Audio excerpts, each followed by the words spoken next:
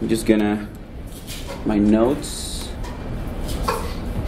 and we are about to start.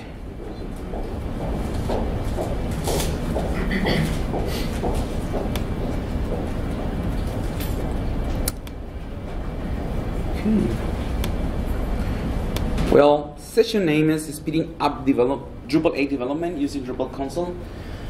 How many of you are aware about Drupal Console project? Yeah, it's great. Okay, well, this is the light again. You want to follow when the videos show up, because you won't be able to see it. And let me go here and make this huge. Yeah. About me. Okay, I'm Jesus Manuel Olivas. I'm a Drupal 8 solutions engineer with Blink Reaction. And basically what I'm working there in this project, spending most of my time contributing to Drupal in this project. You can find me on Twitter with jmolivas. Basically that's the same username I have in Drupal org, IRC, and probably any other social network.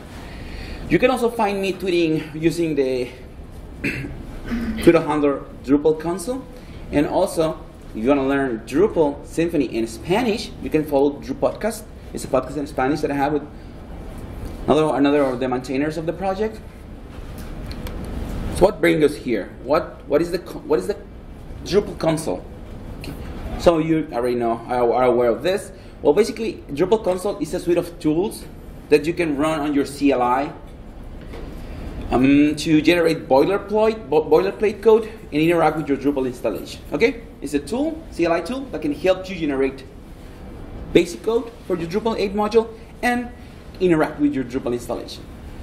And well, I just want to clarify 2 points. First, Drupal Console is not a Drupal module; it is a Symfony application. And second, this project description is already obsolete because some of the recent features. So, project start as a scaffolding tool, code generator. Then we in the process of developing, we changed to adding interaction with the system. Now it's aware of your Drupal installation, and it's able to do more other than just generating code. But at some point, we end up adding more features that I'll show you during this session. You will see why this description is already obsolete. But who started this? Okay, I started this project with David Flores, another developer from Mexico. Also, this guy is one of the co-hosts of the Drupal Podcast in Spanish. And it's also from Mexico. I am from Mexico. But during while the project getting some traction, 2 other developers joined us to helping co-maintain it. And these guys are Eduardo Garcia, it's a Colombian living in Costa Rica, and Omar Aguirre is also another Mexican developer. But basically we start the project, but you can blame this guy about the project. Because this project was conceived in Drupal Camp, Costa Rica, 2013, while David Flores and myself were talking to Larry. Almost everyone knows who's this guy, right? He's guilty about having Symfony in Drupal 8.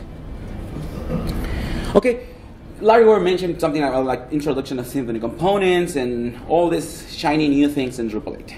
And at some point, Larry mentioned someone should bring the Symfony Console component to Drupal 8. And that was the aha moment for David and myself, because we were discussing about it for months, but really being procrastinated. We just only have this main application and bootstrapping Drupal, and that's it. We don't have any other thing other than we did that just because we want to learn how Drupal was built. Drupal 8 was built and how it was interacting with Symfony, but that's all. And then we decided we can do something. That was about September. Probably 1 month later at MidCamp, we have the first prototype of the project. It was only generating the module, just the module directory, a module file, and the info YAML file, and that's it. We were all happy. This thing is great. It's gonna have big things, but yeah, it was doing only that. Then from there we get some ideas, a few pull requests, and we start adding more features. Basically, probably after that. Okay, why you should care about Drupal Console? Now that I mentioned, what Drupal Console is and how we get started, I will take some time to explain why everyone planning to use Drupal 8 should take care of Drupal Console. Almost everyone in this room knows about the Drupal learning curve, right? Drupal is, and also probably knows Drupal is a little bit more harder and complex than other CMSs. So what we have here is like at the bottom part, all of the other CMSs like WordPress, Joomla, and Drupal is the harder one, right? But it's not only that. How many of you are aware of Drupal 8? Because how many of you begun exploring Drupal 8? If you are not, I can tell you, I mean, there's a whole new set of concepts to learn about. This is probably the scariest part of the session, about Drupal 8 and how hard it is, but in the end, it's not that hard. The difference is Drupal 8 is more technically advanced than previous versions of the CMS. Okay, so writing a module involves a lot of boilerplate code. There's also a lot of things to learn, you need to learn and know, just to get started building a new module. And all these tasks could be repetitive. So if you need to create an entity, you need to create like 14 files over and over again. If you need to create a controller, you need to create like several files. Okay. But fortunately, there is a tool. It's called Drupal Console. It can help you in that boring part, so you can focus in writing the logic of your project. So just let's use Drupal Console to take care of that repetitive task, all the boilerplate that doesn't add any value to your project, and just focus on the code and implementing the business logic. And what is this code that I'm talking about? Okay, as an example, creating a page in Drupal, a simple page. To read an argument from the URL can take you need to create probably 2 files, which is, it's not that bad. And one file is for registering the route. That file should have 7 lines of code. You can say, yeah, I can do 7 lines of code easily. That's totally valid. And the second file is a controller class, which, I mean, if we are trying to create a path, a URL, getting an argument from the URL, and accessing a few services from the service container, that file should be like 55 lines of code without any logic other than hitting a URL and you having created a response.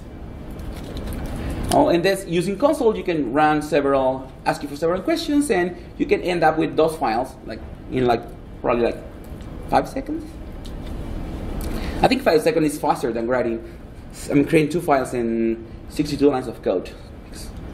But well, you can say this is not that bad. But how about creating an entity content? Creating entity content is like creating or updating 14 files and writing 100 lines of code. Because you need to define the schema, you need to create classes, you need to register routes, you need to create the controllers, form, plugins. How many of you here see the flag session yesterday? Did you remember all that hard work that it involves creating a new entity? So using console, ask you for 3 questions, and that's all you need to know. Okay, and how Drupal console helps in this tedious process of creating all these files. Okay, it can help you. Remember I told you, getting all the code and files, generating all the code and files required by a Drupal 8 module. So Drupal console provides a number of commands for creating a module scaffolding boilerplate code. For any single command, you will be asked several questions. Something like, what's the module name? What's the class name? What's the path you want to create this module? The questions are related to the command that you are executing. And this process, after this, interaction with user ends, end up generating all those files. And those files, generated files, are created on the proper directory. Inside those files, the proper code is set. It creates a class in the right directory. It also creates adding the proper namespaces. It also extends and implements. Let's say if this needs to implement on the class or extend on the class, all the code that you need is created for you. It allows you to add services. If you need to add a new service from service container, it asks you, what's the service name you want to add? You just select from a list, and boom, they're there. It takes care of adding the this, taking the service definition from the service container and passing using dependency injection. So it allows you to generate code. That's probably the first part of the project. As I mentioned at the beginning, we create this thing to learn Drupal 8, and second, to generate code. But then, during the process, we end up finding out like we need to interact with the system. So the project allowed you to interact with your Drupal installation.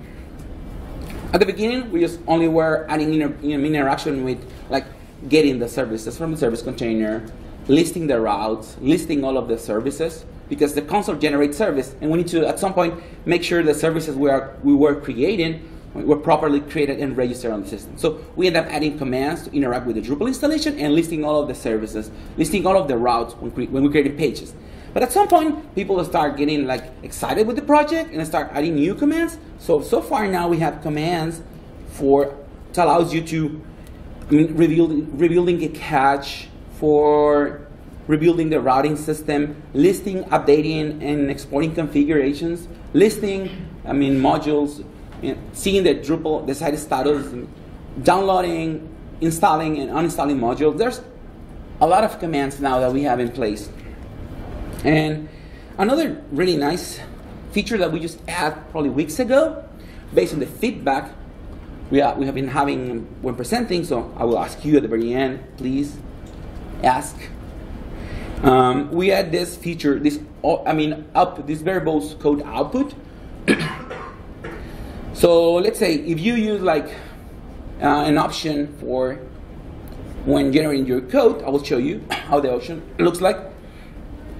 The generated code is not only the code that you need for your, let's say create a page or generate something. It's adding code from the examples module and adding a specific description of what it's doing. So if you generate a controller, it tells you a controller is this.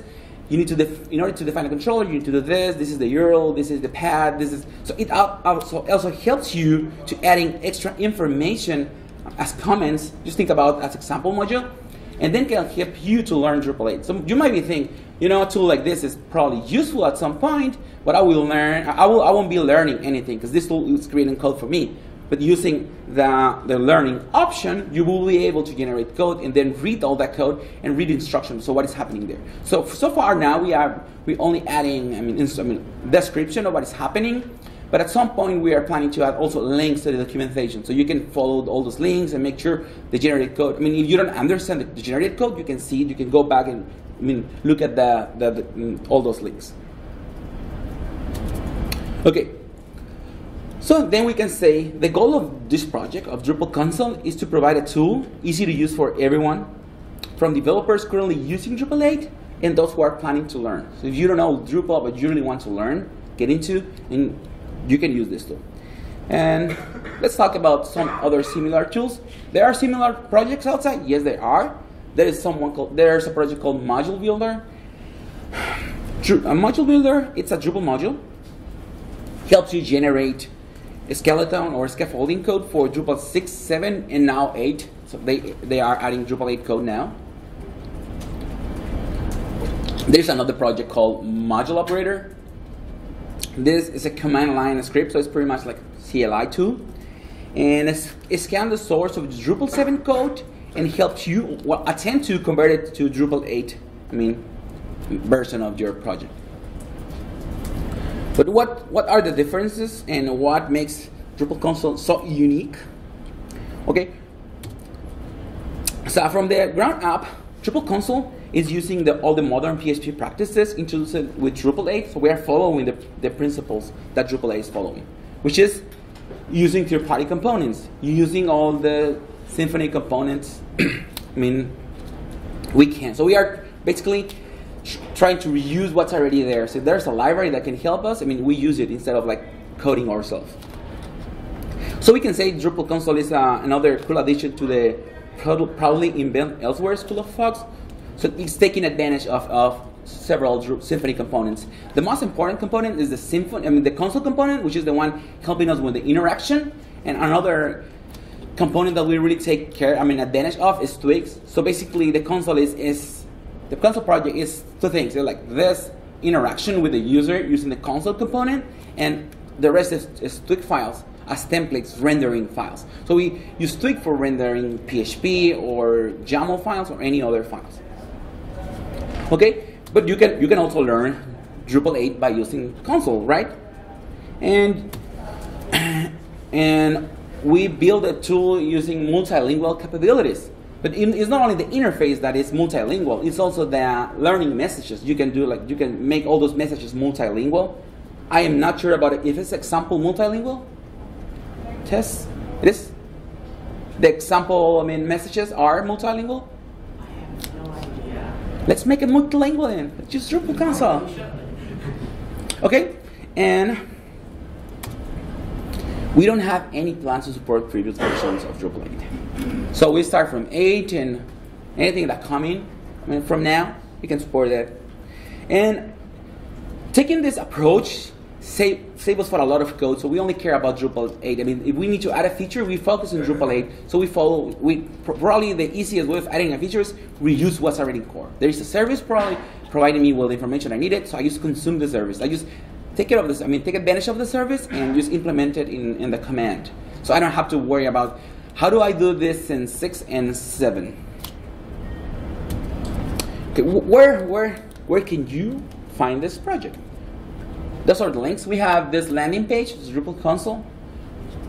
It's a landing page, tells you what the project is, where to get it. We also have this project at DO, so you can find a project page for it. And we also have this project in GitHub. And we are handling all the issues and all the development in GitHub, not Drupal.org. Okay, there is documentation. It's a terrible documentation, but it's there. So we need hands. We need someone writing proper English. This is the link for the documentation. We are using a project called Gitbook for doing it. So there's a repo, so you can work, come, and help. And there is a little chat. So we're using a tool called Gitter. So just feel free to jump on it and ask any question you want to. Okay, how do you download this project? So we end up trying several approach to the download part, but we end up creating an installer code. So basically the only thing you need to do is use the curl command and pass the installer URL, and you're all set. And if you really want to access console from anywhere in your system, as I really want to, as I used to do, you can just move your file. So running the installer, the curl and the installer path, it will download a composer.far file for you, or a far file. It is only a tar version of a bunch of files. I don't know many of you were Java and jar files. So basically, you can download this far file and just move to a place that is available, widely available in your system. In this particular case, I'm moving to user local bin in aliases as Drupal, so I can use Drupal generate this, Drupal generate that. Or you can just leave as console, and the console, you can name as anything you like to. So Drupal is only an alias. Let's see if you can see the video. So this is running the curling command. It's downloading the far file. So far now I can do something PHP console.far. It will be listing all of the available commands, and I just want to move this and instead of running PHP console.far, I can just run Drupal or the alias you want to assign. So that was the installation part. So you don't need to run Composer. You don't even need to have Composer. You just run the curl command, pass the URL, installer address, and boom, you're all set.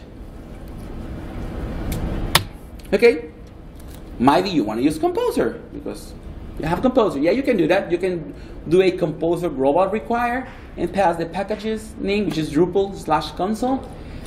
And from there, you need to add the binary directory to your class path. And from there, you can execute console also globally.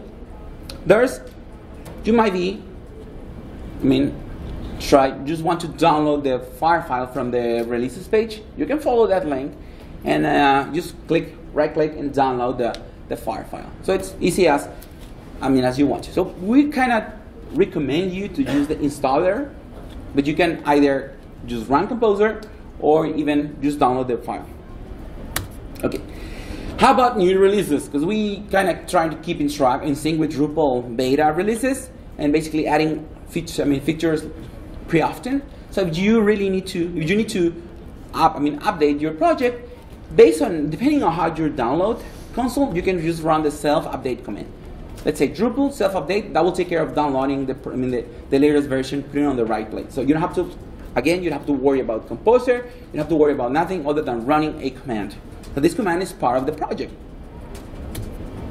Okay, now I already told you how can you download, what it is, but what can you do with console? First, you can generate code, right? Let's see. Let's use the generate module command. So this is probably the easiest one. It's gonna start, you generate Drupal, generate module. It's gonna start asking me a few questions. What the module name will be, what the alias. I can add a description to my example module. Asking me for generate a test. I don't want to test. Adding dependencies. I say no. I can see a report of all the generated files. And from there, I can do something like Drupal module install example. So I'm installing the new module that I just create. So I can go to the help page, and I will see it's here.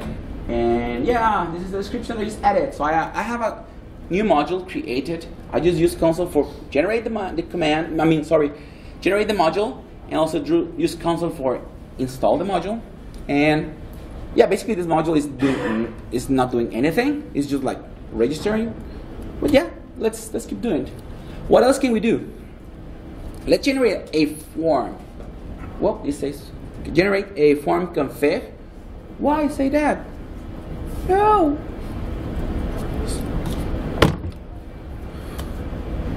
What? Let me go here and come on. What is that? It's fine. Let me reload it. What? This can be true.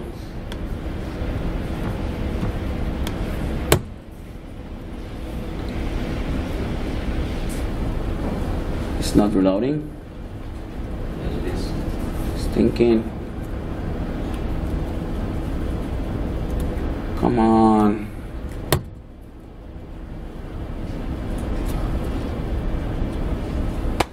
I have all my files locally.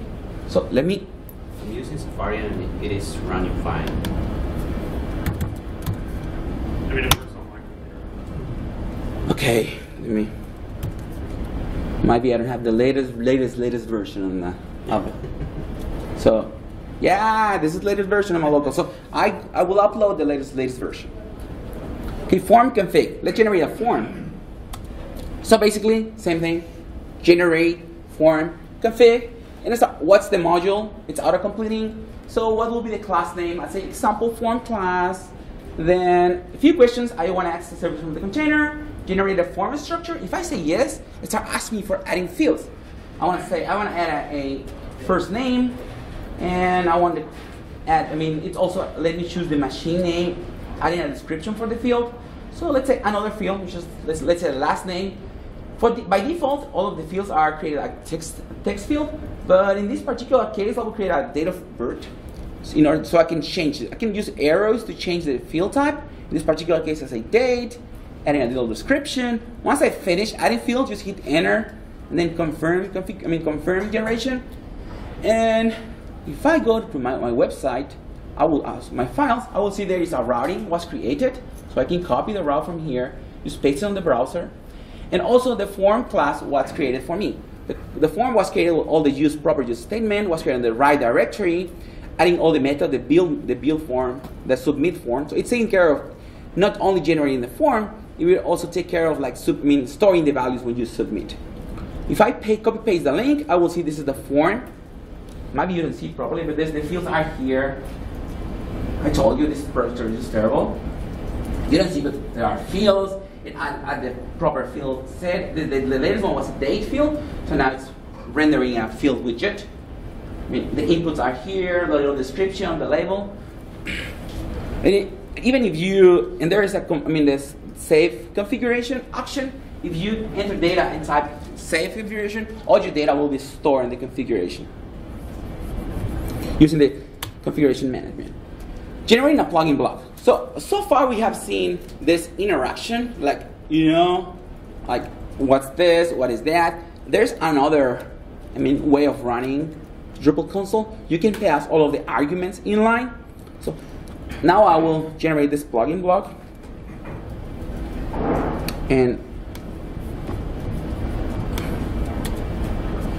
I'm gonna say generate plugin block and passing all of the values inline. So which is the module name, the class name. Obviously you need to know all the values, so they are part of the documentation. And from there everything is happening the same. Just gets generated. It's adding all of the annotations for the block needed. If I go to structure, I will see the new block. It's magically created here. Block layout, structure, block is here, and I can place this block in any region that I want to.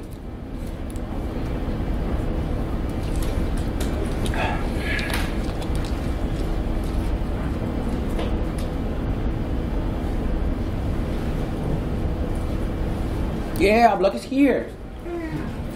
It also helps you, like, you should implement this class, right? When generating blocks, it allows you to adding forms to the block, so you can add some fields on it. So it also, if you say generate a form structure, you answer yes, then you can be able to start asking you what's the field name, what's the field type, and all that. Okay, so we have to, as I mentioned, we can use the interaction part, which is let the project, let console ask me questions. If I know the proper, arguments that I need to pass, I can pass the arguments, like dash argument name equals to the value. And and if you pass the dash no interaction option, you won't get questions if you miss an optional argument. Okay, let's generate an entity content. This is my preferred one. Okay, there's only these files in the project. Then Drupal generate entity. I'll pass the valid. 14 files were generated. Let's run a 3 again, and a lot of files here. And same thing, all of the classes are properly created. The class, all the annotations is set, use statement. This class is implementing the right class, all of the form classes. Everything is here. So this is generating a CRUD for this entity. This entity is also fieldable, discoverable by views, and as you can see, all of the YAML configuration files are also here. All of the new routes get registered on the routing system. So far, this is part of the generators, what I'm showing you right here. But let's jump into interactions. That's the first part of the project. Probably that was how the project was conceived. Let's generate code, because Drupal is asking me for generate a lot of code, and I'm lazy. I'm just write a tool to generate code for me. And site status. This is probably familiar. You can do something like Drupal site status, and yeah, status is here. But then was the guy asking me, why don't we change the output, make this a JSON output? So I refactor the code, and if you pass like JSON format, it's in JSON format. So it's now based on how the command was created. Based on that, feature request, we can change the output. Just adding any other format. And you can put your site in maintenance mode, like Drupal site maintenance on from here. Okay, now I'm changing commands, so also rebuilding cache at the same time. When the command gets executed, if I go back to my site and refresh, it tells me my site is in maintenance mode. So I'm gonna log off, so I can see this site under maintenance message. If I go back to the console and type maintenance off, cache gets rebuild, go back to my site, reload, my site is back online. Yeah.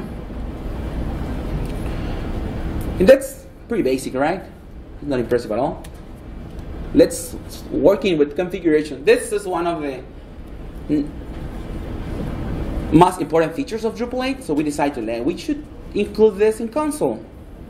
And actually, we include this from Bogota because I saw a session from Matt Cheney from Pantheon. He was showing how configuration is great, and he was using Rush to it, and I was like, yeah, you can do that with console in a couple of weeks.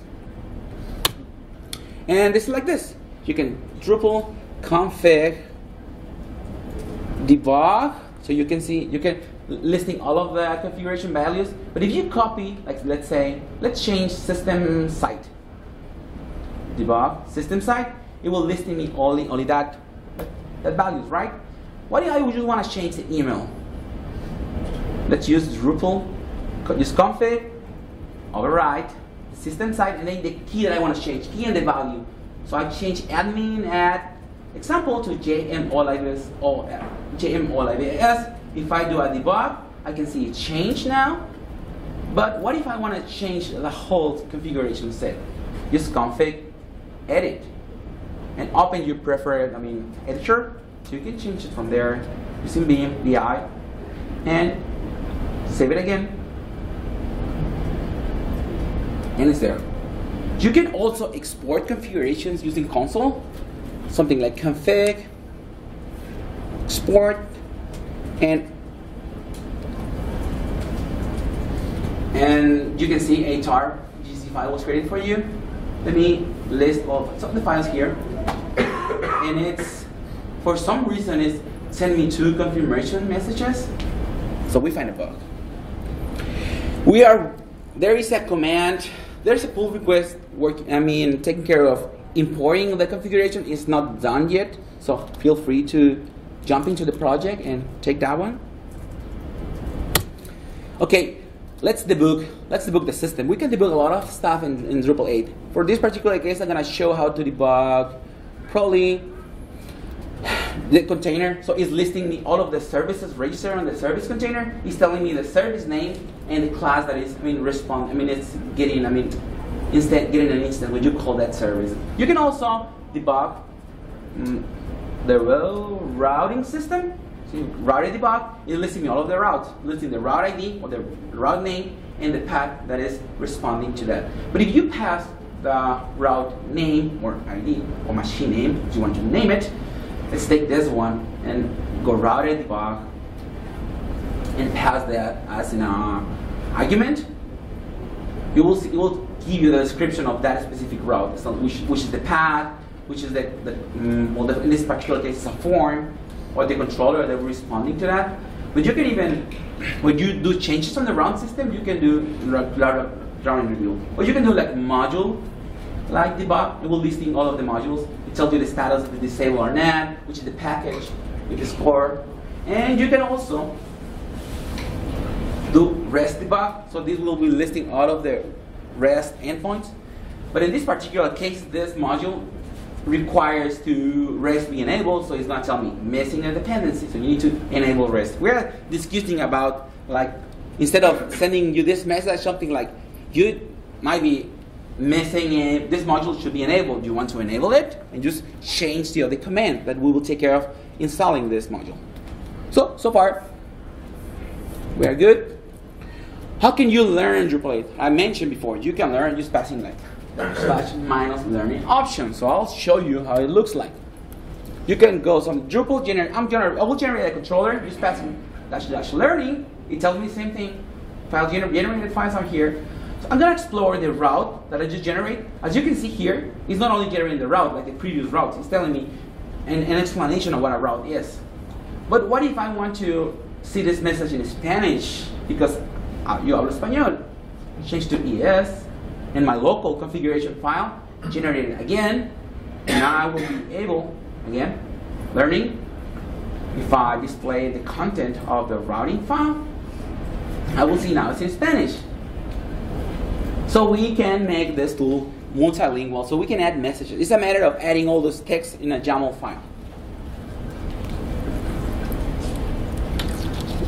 What else?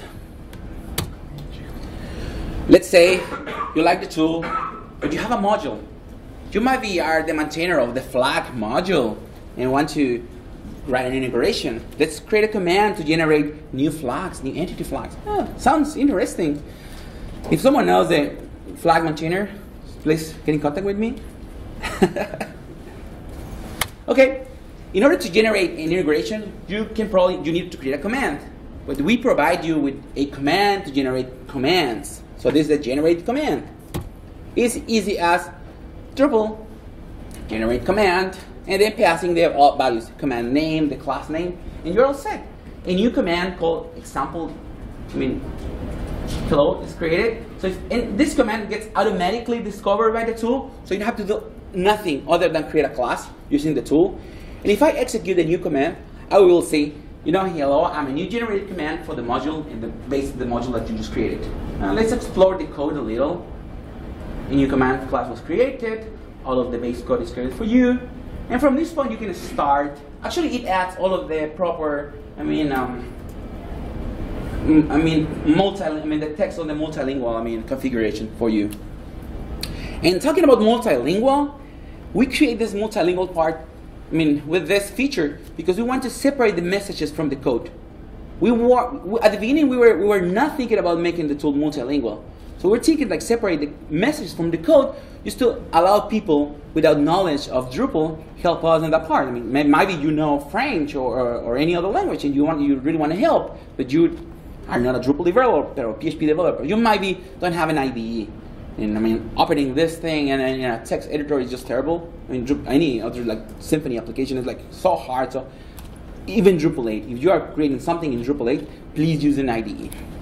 So we end up doing that, and once we finalize that, or in order to do the separating the messages, we use the translator component from Symfony, and we end up thinking, why don't we just add messages and just take advantage of the component that we're already using it and make this tool multilingual? And at the beginning, the CLI, you say, CLI is multilingual, maybe it's not useful at all, but when we add the learning function, why don't we just take advantage of that and make this tool, the learning part like multilingual? And I think there will be some other pieces of the project that will be really can take advantage of the multilinguals. Okay, there is actually a module which is called Web Profiler. As this guy already wrote an integration with Symfony Console. Let's see how this module looks like. So you can use it is called. Let's use console for install the the download. Let's download the Web Profiler. Asking me for the version that I want to download. I'm using beta 7, so it's fine. Now let's module install Web Profiler. It's there. And I know this has a little bug on it, so I'm just gonna rebuild the cache again. And go back to the site, and you will see, take a look at the bottom part.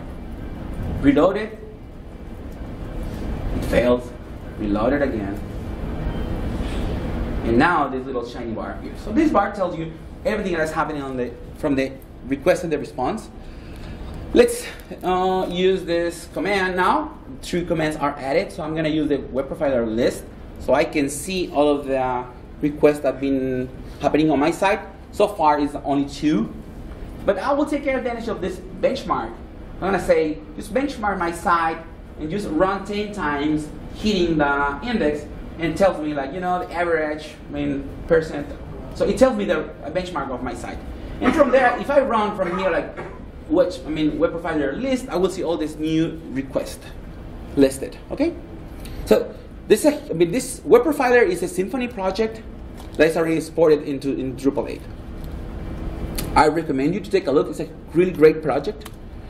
And okay, I might be convinced you that you really want to contribute to console. So how to contribute? Okay, you can contribute code. This is the link. You can contribute documentation probably. You might say, oh, this is really hard. It's a Symfony thing, but you can help us with the documentation. We know we need it. Or you can contribute translation. So far we have like 7 translations at this point, because there's another of the maintainers giving a session in London, and that session ended up with like translation in like several languages. Like that was huge success. And what the requirements for the project are: you need to have Git, Composer, and Drupal 8. This is a link for the requirements, even with instructions how to get all those set up in your computer. So you can follow this link. And How about to getting the project? Getting the project for contribution is different than getting the project for like running in my Drupal site installation. So I need to do 3 things in order to get the project to be able to contribute. First one is fork. So that's the link. Just click that and fork the project into your GitHub user account. Then you need to clone the project that you use for. So use git clone and then the link of your fork. And the very last thing is you need to download all of the dependencies. And you just need to run something like composer update and you will set. All of the dependencies of the project will be downloaded by Composer. Okay. You might get the project, fork, clone it, have it in your local, do your changes, and you are ready to commit. Before committing your code, I want to warn you a few things. The project, as I mentioned before, is not a Drupal module. It's a Symfony application. So we use PSR2 coding style. So the coding standards are different than Symfony. I'm sorry, than Drupal.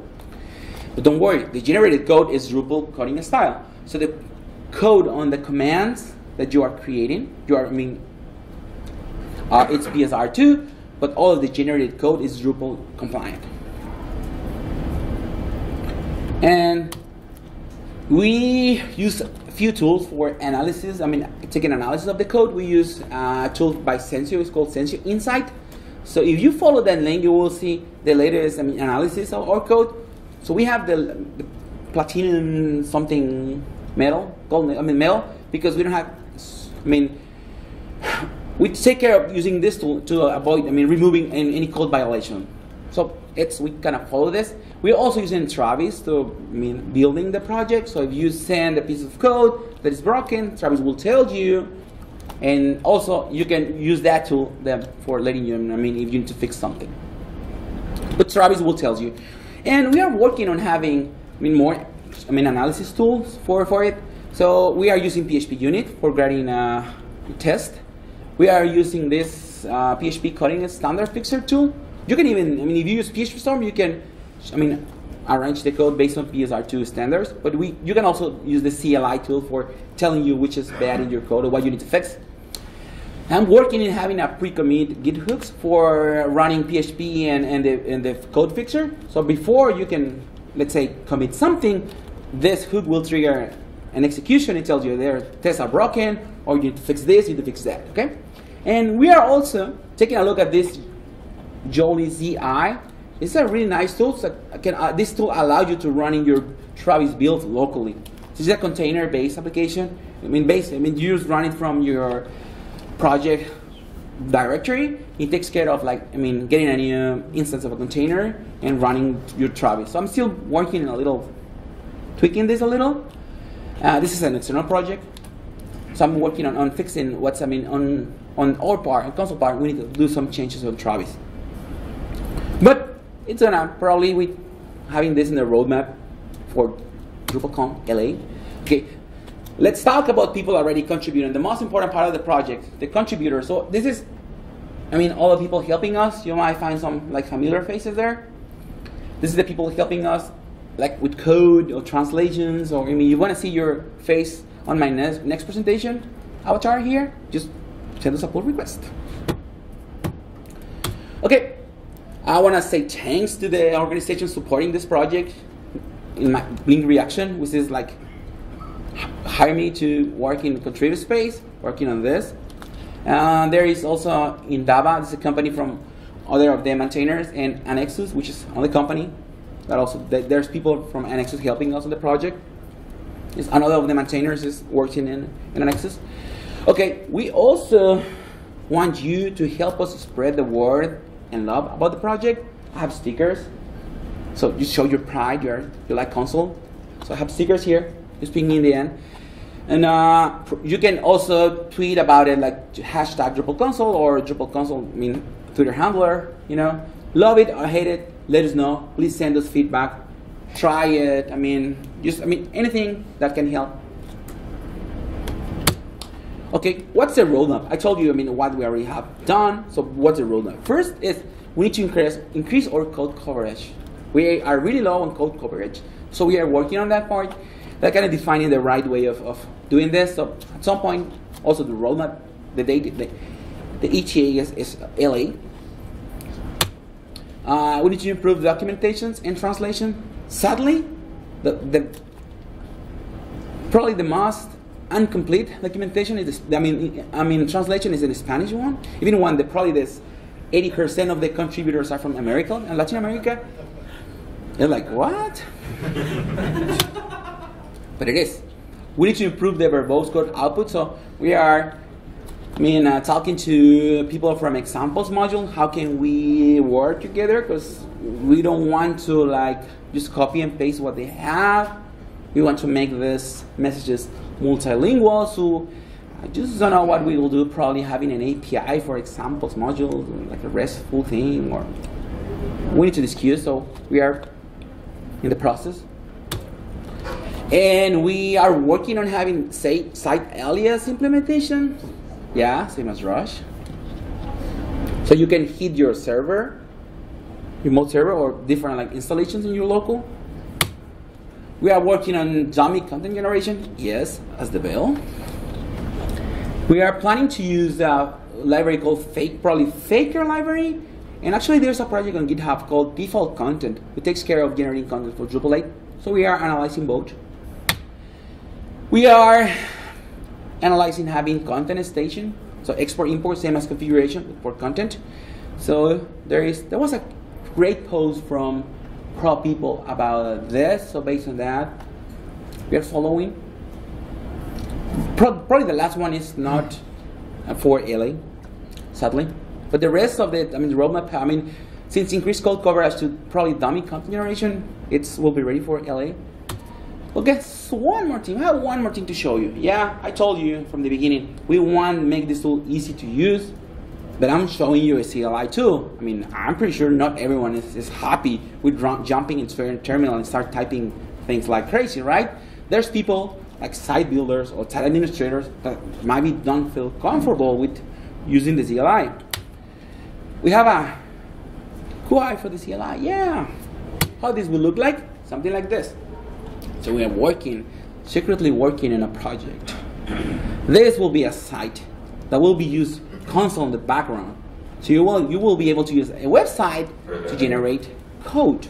So I want to generate a module, generate a controller, an entity, anything that controller can do, that console can do from the CLI, you will be able to do it from the graphical user interface. Generate a module, generate a controller, and that process will generate a tar GZ file for you that you can just download and just dump it into your website, enable the module, and you will be all set.